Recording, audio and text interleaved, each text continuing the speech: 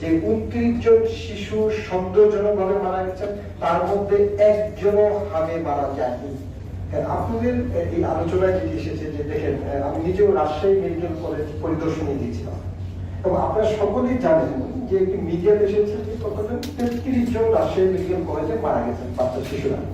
কিন্তু আমি যখন হাসপাতাল পরিদর্শন করি এবং সেখানে যখন হামের যে কর্নার যেটি আছে সেই কর্নারে যাই এবং সেখানে পেডিয়াট্রিক্সের যে হেড তিনি ছিলেন, আমি সময় খুব সংক্ষিপ্ত অল্প সময়ের মধ্যে এই প্রোগ্রামটি অ্যারেঞ্জ করতে হয়েছেন, তাকেও আমন্ত্রণ জানাতাম এখানে।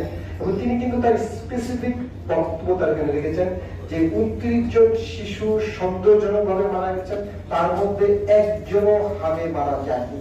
তিনি কিন্তু কথাটি স্পষ্ট বলেছেন। সাংবাদিক সকলে আপনারা সকলেই দেখেছেন, মিডিয়ার মাধ্যমে আপনারা সকলে সেটি দেখতে পেয়েছেন। সুতরাং আমরা যে কথাগুলো বলবো সেই কথাগুলো যেন অবশ্যই জনমনে যেন আতঙ্ক তৈরি না করে সে ব্যাপারে আমাদের সকলেই সাবধানতা অবলম্বন করতে হবে।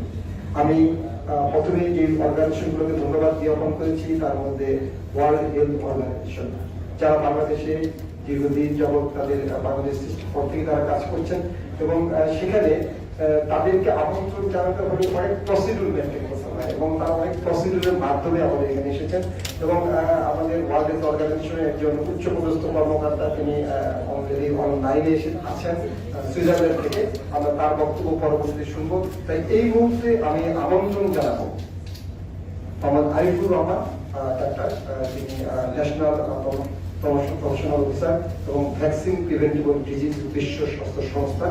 এবং আমি তাকে আসলে একটি কথা একটু স্মরণ করতে চাই যে তিনি যেন তার বক্তব্যে একটি রাখেন যে ভ্যাকসিন প্রিভেন্টেবল ডিজিজ নিয়ে যারা কাজ করছেন, বাংলাদেশের প্রেক্ষাপটে যে টিকাদান কর্মসূচি কি আসলে কি ব্যাহত হয়েছে এবং যে আউটব্রেকটি হয়েছে সেটি কি এই কারণে হয়েছে কিনা, যদি পারেন সংক্ষিপ্ত আকারে সেটিও আপনার বক্তব্যের মধ্যে ইনশাআল্লাহ রাখবেন। ধন্যবাদ।